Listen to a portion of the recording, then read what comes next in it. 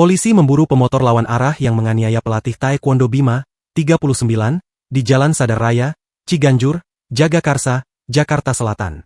Kapolsek Jagakarsa, Kompol Nurma Dewi menyebut pihaknya masih terus melakukan pencarian terhadap sosok pelaku tersebut. Kita masih terus cari orangnya, kata Nurma saat dikonfirmasi Kompas.com, Minggu, 30 November 2025.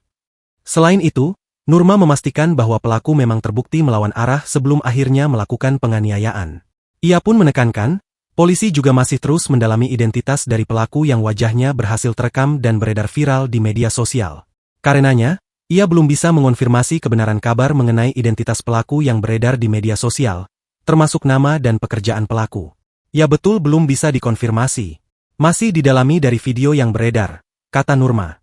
Sebelumnya diberitakan, seorang pelatih Taekwondo bernama Bima, 39, menjadi korban penganiayaan oleh pengendara motor yang melawan arah di Jagakarsa, Jakarta Selatan, Rabu, 19 November 2025, lalu. Ia dipukul berkali-kali menggunakan helm, hingga mengalami luka memar di wajah dan bagian tubuh lainnya.